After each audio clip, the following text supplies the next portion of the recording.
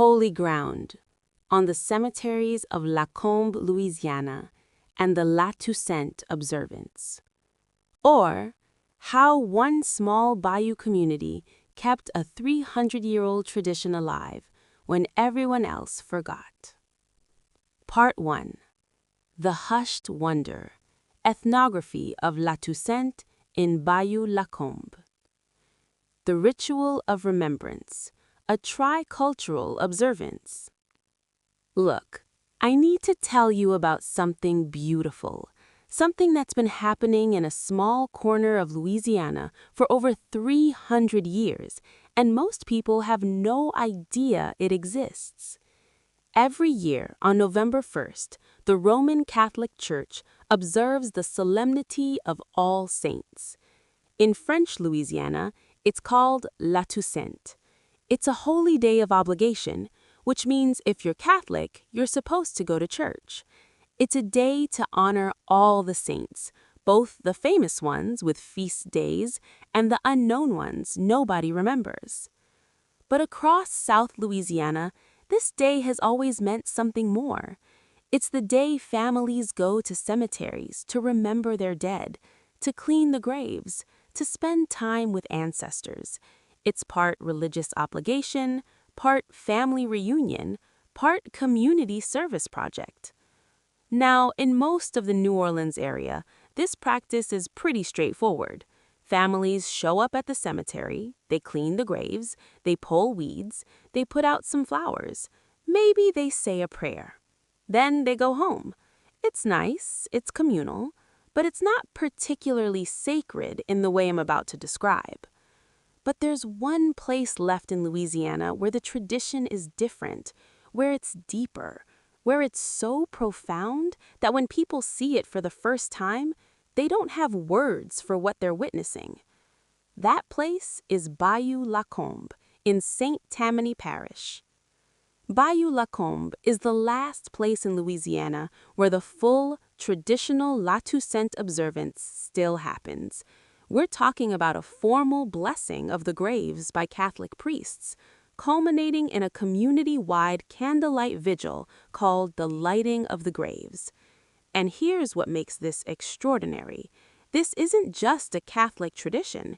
It's a synthesis of 3 distinct cultures: French Catholicism, Indigenous Choctaw tradition, and the enduring customs of the area's Black Creole families. 3 cultures, 3 worldviews, 3 ways of honoring the dead, all woven together into one ceremony that has survived for centuries. Back in 1985, folklorists were already writing that in most of Louisiana, La Toussaint was moving into the realm of Cajun memory, meaning it was dying, becoming nostalgia, something grandparents remembered but grandchildren didn't practice. But not in Lacombe. In Lacombe, the Black and Creole communities have enthusiastically continued the ritual. It maintains great vitality, and the people who practice it believe, and I'm quoting here, that it will go on for more generations. So let me take you through this tradition.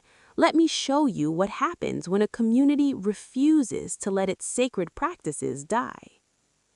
Preparation of the holy ground, whitewashing, weeding, and sanding. The ritual doesn't start on November 1st. It starts the week before. Families start gathering for what locals call the week-long Toussaint. They weed, they mow, they trim grass, they clear overgrowth. This is essential because we're talking about small, often remote family cemeteries in subtropical Louisiana. If you don't maintain them, the swamp reclaims them, the vines take over, the graves disappear. This isn't just practice, it's practical necessity. But there's something specific they do in Lacombe that you won't see anywhere else. They whitewash the tombs. Now, let me explain what whitewashing means in this context. We're talking about above-ground tombs, which I'll explain more later, but basically, they're brick and concrete structures built above the ground because the water table is too high for regular burials. These tombs are exposed to Louisiana's brutal humidity and rainfall. They crack, they deteriorate, they need protection.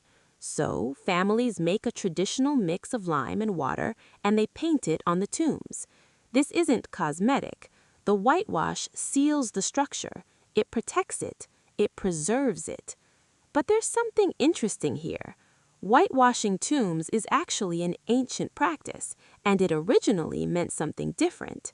In ancient Jewish custom, described in the Gospel of Matthew, tombs were whitewashed annually to make them highly visible. The idea was to warn people.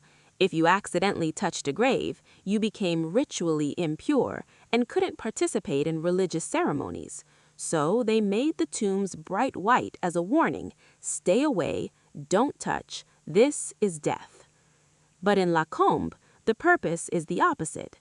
They whitewash the tombs to make them clean and sparkling to welcome visitors. It's not a warning, it's an invitation. It's an act of reverence. Come, remember, this is holy. Now, here's the second unique thing they do in Lacombe. They spread sand around the graves. Sand, like actual sand.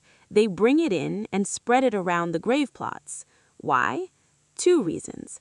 First, it heightens the sense of neatness. Everything looks intentional and cared for.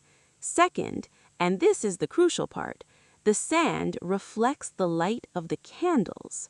Remember that, we'll come back to the candles, but the sand is there specifically to amplify the candlelight. And here's a detail that tells you something about this community. In 1985, Field Notes documented that residents were anxious because the parish had always provided the sand, and they were worried the parish couldn't afford it anymore.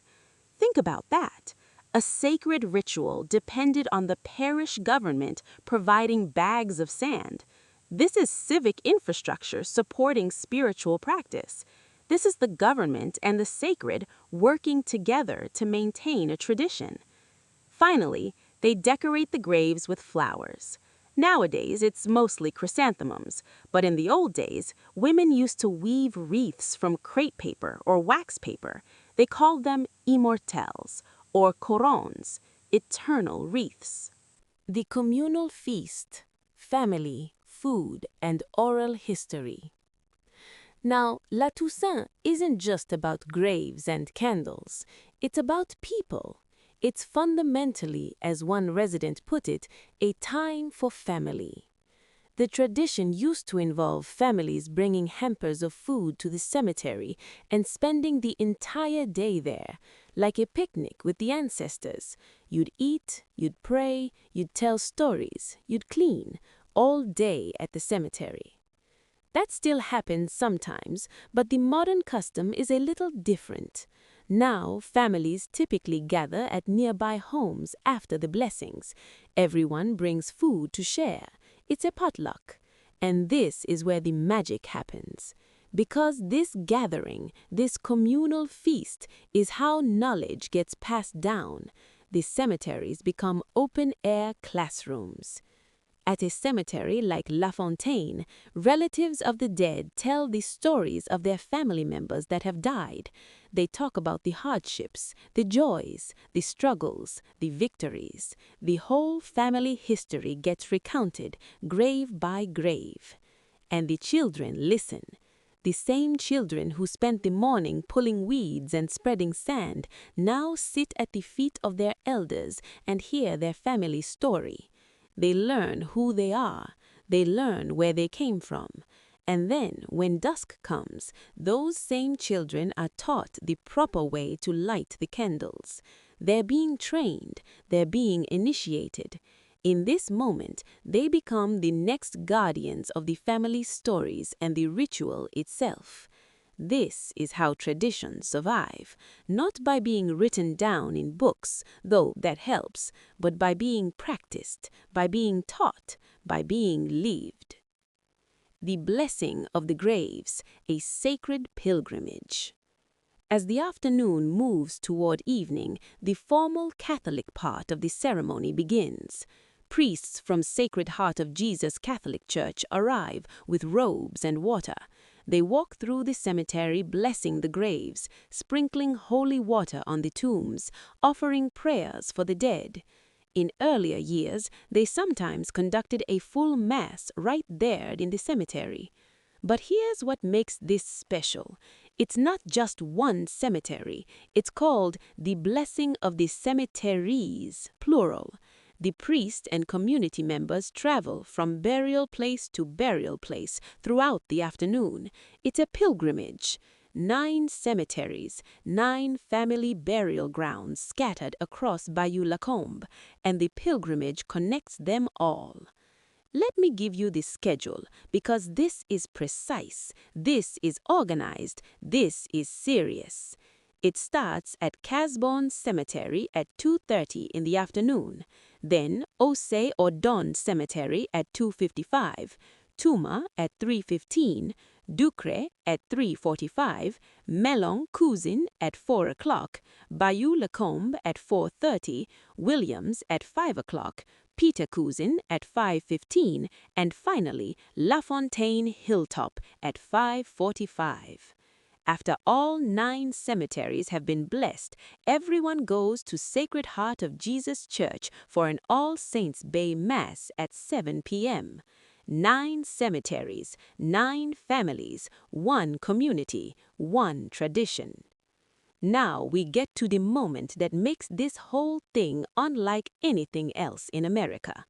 At dusk, as the final blessings are given, families light hundreds of candles and place them on the tombs. Hundreds of candles. They use long, white, tapered candles and flat, votive-style candles.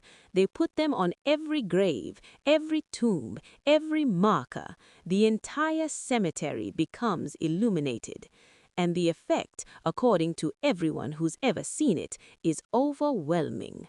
One observer called it a flickering mass of hushed wonder. Another journalist, someone with 40 years of experience covering stories across Louisiana, said this was one of the most moving and memorable stories of their entire career. Picture this. The sun is setting over Bayou Lacombe. The Spanish moss is hanging from the cypress trees. The white tombs are glowing from the whitewash, and now hundreds of candles are flickering in the twilight. The sand around the graves is reflecting the light, making everything seem to glow from within. The bamboo walls around Williams Cemetery turn the space into what one person described as an intensely glowing little room. The final stop on the pilgrimage, LaFontaine Hilltop Cemetery, is the climax. This is where the candles burn late into the evening. This is where families linger. This is where the tradition reaches its peak. This is holy ground. So where did this come from? How did this tradition develop? Because here's the thing, nothing about this is accidental. This is the result of specific historical forces, specific people, and specific cultural collisions. Let me show you how 3 different cultures created something none of them could have created alone. The Buchuwa, the Choctaw Feast of the Dead. All right, so the foundation of this entire tradition is indigenous. It's Choctaw. And we're not guessing about this. The community is explicit. The modern ceremony was passed down from the Choctaws to the Creoles. In fact, the Catholic tradition of lighting graves in Lacombe is still known by its Choctaw name, Buchuwa. Buchuwa was the name of the largest Choctaw settlement in the parish. It was also the original name for Bayou Lacombe itself.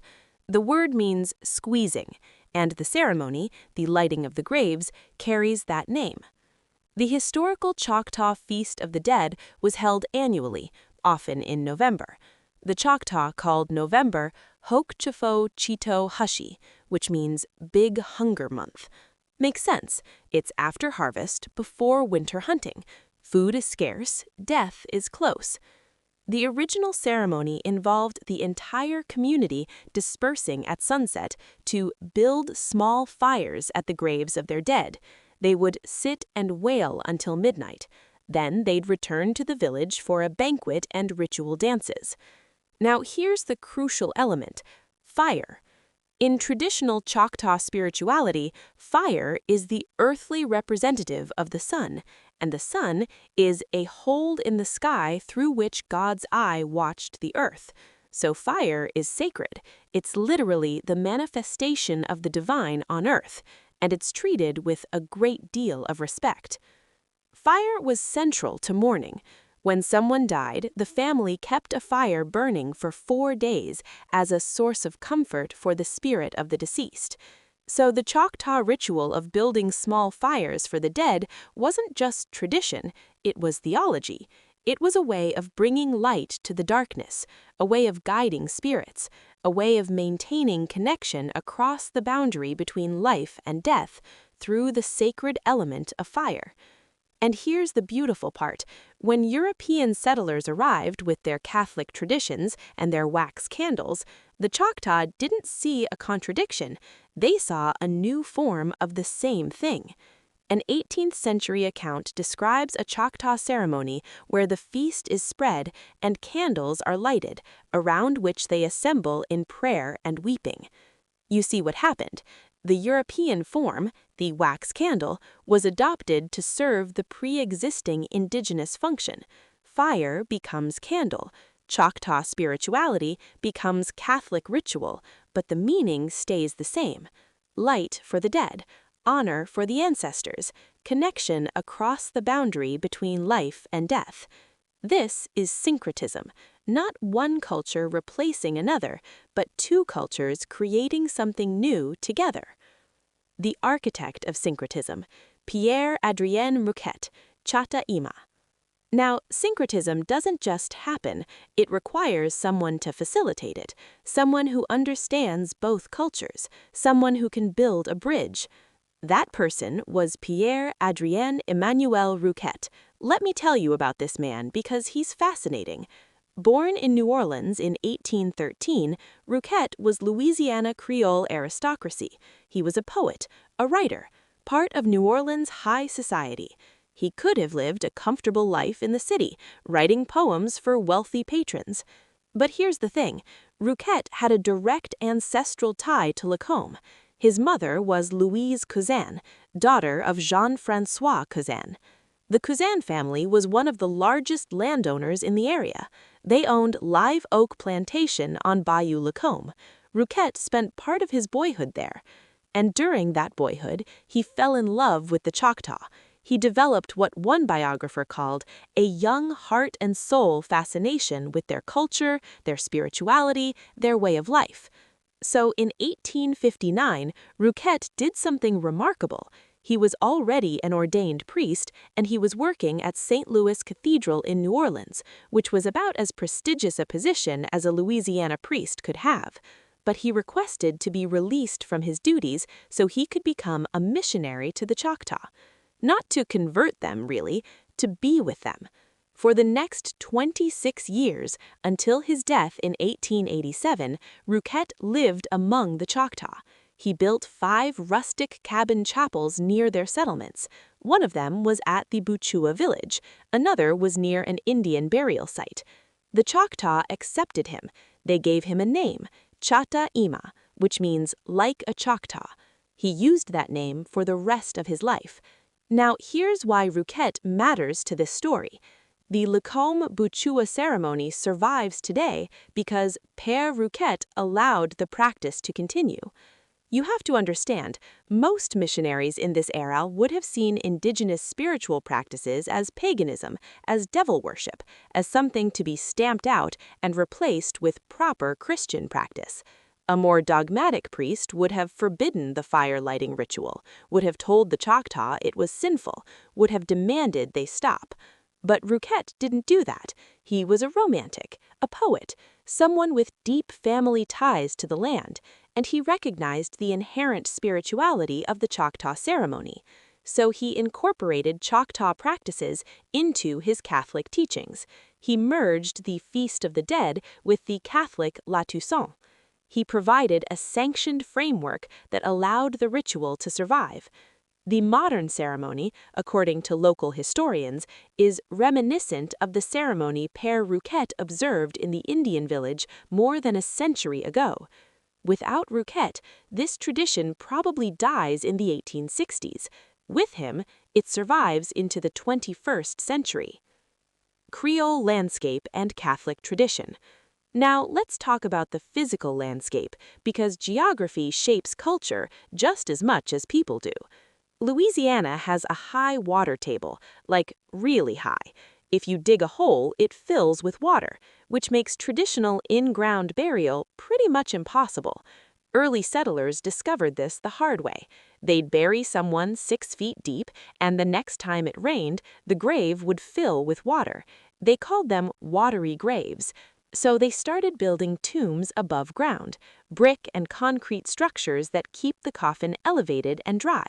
This is standard across Louisiana, but it's especially common in areas like Lacombe that are right on the bayou. And before there were roads, before there were cars, the bayous were the highways. Funeral processions traveled by skiffs and pirogues through the bayous to the cemeteries. This is crucial to understanding why these cemeteries are where they are. Williams Cemetery was strategically chosen for its location on the south shore of Bayou Lacombe because that's where the boats could access it. The old cemetery on Main Street is described as being right on Bayou Lacombe, accessible by boat. For generations, these burial grounds were only accessible by water. You couldn't drive to them, you had to paddle. This creates an intimate connection between the community, the bayous, and the graves. The water is not just scenery, it's the path to the ancestors. It's why residents like Mrs. Nassis call these places truly holy ground.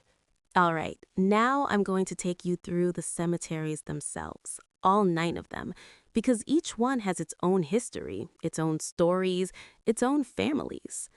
Ossaie-Ordon Cemetery. Let's start with Ossaie-Ordon Cemetery because it has one of the best origin stories I've ever heard. The cemetery is located back in the woods off Davis Road, which locals call Fish Hatchery Road.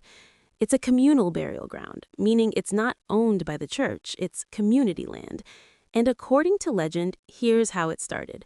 A man named Ossaie-Ordon found a dead man in Bayou Lacombe. The man was a stranger. Nobody knew who he was, but Ordon said, you know what, this man deserves a burial. So he buried the stranger on his own property, and thus started the little graveyard. Think about that. The cemetery began with an act of mercy toward a stranger. That's the foundation. That's the first principle. Everyone deserves to be remembered, even if nobody knows your name. Today, Ossaie-Ordon himself is buried in the cemetery he founded. But here's what really shows you how interconnected this community is. The cemetery is currently managed by Raymond Cousin. Raymond Cousin is the great-great-grandson of the original property owner. A cousin is taking care of the Ordon Cemetery. You see what that means? These families are intermarried, intertwined. The Cousins and the Ordons are family. The cemetery management reflects that. This isn't just one family taking care of their own. This is families taking care of each other's dead. And culturally, this cemetery is famous because of a photograph. In 1998, Owen Murphy Jr., a photographer who spent decades documenting Louisiana Creole culture, took a picture here called Candlelit Graves on All Saints' Day, Ossaie-Ordon Cemetery. It's become an iconic image of the tradition. Now, this is where things get a little complicated because there are actually 2 Williams cemeteries. People often conflate them, but they're separate places. Williams Cemetery, also called Williams No. 1, is located at 28183 Main Street. On October 17, 2018, it was placed on the National Register of Historic Places. The designation specifically says it's locally significant under Criterion A, History in the Area of Ethnic Heritage, Black. This cemetery has served for over a century as a primary resting place for the culturally diverse Creole population of Lacombe. It was established around 1906, and its location on the south shore of Bayou Lacombe was strategically chosen as the easiest way to transport the deceased by boat. And this cemetery has a legend. It's called the Papa George legend. Papa George was a man with no known last name. He came in on a schooner, fell into Bayou Lacombe, and drowned. The community buried him in Williams Cemetery, but over time his grave became unmarked, and according to local lore, the location of his grave changes occasionally. Now here's the important part. Local children started clearing off a place for his grave somewhere and lighting him a candle every All Saints' Day. Why? Because the community has a sacred custom. Every grave, even those usually neglected, must have at least one candle just because. Everyone, even the unknown, even the forgotten, even Papa George, who nobody knew and whose grave moves, he gets a candle. This story functions as a parable. It teaches children that remembrance is universal. You don't just honor your own family, you honor everyone. No one is forgotten, not even the nameless stranger who drowned in the bayou over a century ago.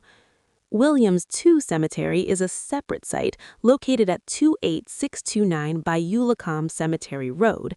It's the documented resting place for prominent Ducray family members, including Marcille Ducray Sr. Marcille Ducray attended Tuskegee Institute, served in World War II, and spent 24 years as an educator in the St. Tammany Parish School Board. Kazan Family Cemeteries. At least 4 of them. The Kazan family is one of the founding families of Lacombe, and their name is attached to at least 4 separate burial grounds. The family descends from 18th century French settlers. Jean-François Kazan, born in 1745, managed his father's lumber and brickmaking business on the North Shore. He used clay pits and timber from Lacombe. He built the François Kazan House around 1790 on Main Street. That house is now listed on the National Register of Historic Places. The family's genealogy tells you everything about the complexity of Louisiana Creole identity. One descendant, Shelby Loyacano, notes that their great-grandparents, Nemu J. Kazan and Eugenie Marie Kazan, both had mothers who were Choctaw. And then this descendant drops a bombshell. They note that their branch of the family added an S to the name around 1921, becoming Cousins instead of Kazan. Why? Possibly to separate the family from the rest of the Kazan lineage and from families of color with the surname Kazan, as interracial and intra-family marriages were becoming less acceptable. Read that again. They changed their name to distance themselves from their black relatives. This is Louisiana in the 20th century. This is Jim Crow fragmenting families who had been intermarried for generations. This is the racial caste system forcing people to choose sides, to draw lines, to separate. Kazan family cemeteries include Kazan Millen Cemetery on Shady Pine Road. A 1978 survey noted it was fenced and neat and contained 27 graves marked by white crosses with no names or dates. Lewis Kazan Cemetery on Fry Road, named for Lewis Kazan, who died in 1904, the oldest marked burial dates to 1851. This cemetery is reported in need of repairs, and several headstones have been stolen. Peter Kazan Cemetery and Mellon Kazan Cemetery are both confirmed stops on the La Toussaint pilgrimage. The Peter Kazan papers are archived alongside the Kazan Rouquette papers at Southeastern Louisiana University, confirming this branch's connection to Père Rouquette. Ducray Cemetery, surrounded by swamp. The Ducray Cemetery is one of the most dramatically described sites. It's surrounded by water in a swamp and enclosed by a 5-foot-high wall about 2.5 feet thick with a large iron gate. Inside the walls are 4 large tombs. A fallen tombstone, written entirely in French, was inscribed La Famille et Nicolas Ducray. The Ducray family remains central in preserving Lacombe's history. Karen Ducray Raymond is a genealogist, historian, poet, and president of the Bayou Lacombe Museum. She's a Ducray descendant who actively presents visual and oral histories of the La Toussaint celebration. Casbourne Cemetery, the first stop. Casbourne Cemetery is the first stop on the annual La Toussaint pilgrimage, starting at 2:30 p.m. The Casbournes are documented as Casbourne Creoles, with genealogical roots in both Spain and France. This underscores the complex Spanish and French, not Acadian roots of the area's Creole population. Notable interments include World War II veteran Abraham Casbourne, and a tombstone for Octavia Mary Casbourne Kazan provides physical evidence of how these families are intertwined through marriage. La Fontaine Cemetery, the climax. La Fontaine, also known as Hilltop Cemetery, is located at 28188 U.S. Highway 190. It's the final and climactic stop of the pilgrimage at 5:45 p.m. This is where the candles burn late into the evening. This is the main site for the evening lighting of the graves, and this is explicitly identified as the central hub for the transmission of oral history. It's here that relatives tell the stories of their family members, and the children who listen become the guardians of the tradition. The remaining cemeteries. Toomer Memorial Cemetery is located at 62292 Fish Hatchery Road, near the Osay-Ordon Cemetery. Bayou Lacombe Cemetery is likely the old cemetery on Main Street that was historically accessed by boat. Part 4. Material Culture and Folklore of the Holy Ground. Legends of the Lacombe Cemeteries. The folklore surrounding these cemeteries functions as cultural texts. They're teaching stories. They reinforce values. They assert spiritual sovereignty. The Terrified Schoolgirls. This story tells of Catholic schoolgirls on retreat who sneak out on All Saints' Night. They stumble upon La Fontaine Cemetery and see the bright white tombs lit up by hundreds of candles. Believing they've witnessed midnight ghosts or voodoo ceremonies, they flee in terror. This legend draws a line between insiders and outsiders. The girls think they're seeing something evil, but it's only the custom of marking All Saints' Day. The story reinforces the tradition's holiness by showing how profoundly outsiders misunderstand it. The Disappearing Gravestone. This ghost story tells of a man who spent his life killing many of the local Native Americans and was buried on land where natives had buried their own dead. The Native American spirits, offended by his presence, constantly move his tombstone. It appears in the road. A police officer secures it in an evidence locker. It disappears and reappears at the cemetery. Finally, the groundskeeper moves the man's grave to the far side of the cemetery, away from the natives' graves, and buries the stone. This is a post-colonial morality tale. The haunting is moral action, a spiritual rejection of a colonizer by the spirits of the land. The resolution represents spiritual justice. The Landscape of Memory, Syncretic Grave Markers. The cultural blending that defines Lacombe is physically present in the grave markers themselves. The Choctaw Cross. An observer noted, the distinctive shape of many of the crosses, with their rounded inside corners, is a Choctaw influence, probably because they would be easier to carve. Think about that. The central symbol of Catholicism, the cross, is being shaped by indigenous Choctaw design aesthetics. That's syncretism made physical. Cedar trees as grave markers. The Choctaw Nation's Cemetery Restoration Program guidelines specify that cedar trees will usually be left standing during cleanups because cedar trees were once grave markers and indicate possible unmarked burial locations. This is rooted in a belief system shared by related tribes like the Cherokee that cedar trees took on the spirits of those buried under them. The cedars represent eternal life. So in the Lacombe cemeteries, the cedar trees aren't just scenery. They're a living, sacred map of indigenous burials. The entire grove is holy ground. The Bayou Lacombe Museum, a living archive. The modern-day guardian of this complex history is the Bayou Lacombe Museum, led by direct descendants of the founding families, including President Karen Ducre Raymond, and staffed by volunteers like Choctaw descendant Anthony Lott. The museum's exhibits focus on Père Adrien Rouquet, the local Choctaw, including a replica of a traditional summer home, and the area's rural life. The museum actively perpetuates the community's oral history by offering presentations on the La Toussaint tradition. Part 5. Conclusion. The Enduring Legacy of Remembrance. So here's what we've learned.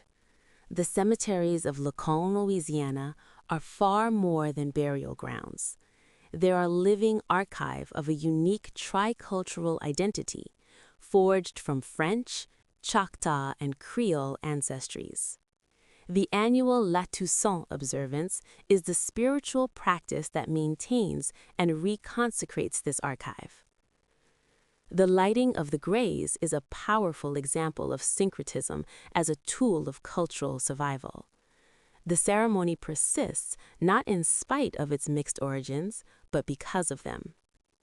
The cultural sensitivity of Père Adrien Rouquette, himself a Creole with cousin family roots in the land, allowed the indigenous Choctaw Buchuwa, the Feast of the Dead, to merge with French Catholic ritual.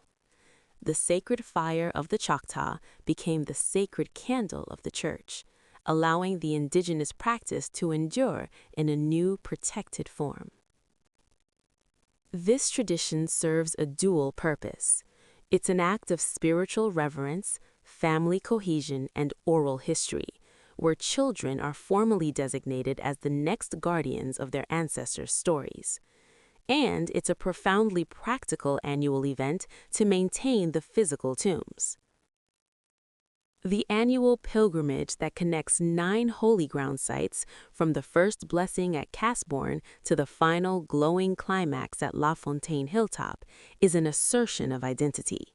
It's community maintenance that is simultaneously cultural, genealogical, and physical. It retells the story of the Lacombe Creole people and ensures that none of their dead, not even the unknown Papa George, are ever forgotten. In a world where traditions die, where indigenous practices are suppressed, where cultural memory is lost, Bayou Lacombe stands as proof that syncretism can be a form of survival. 3 cultures came together. They could have clashed.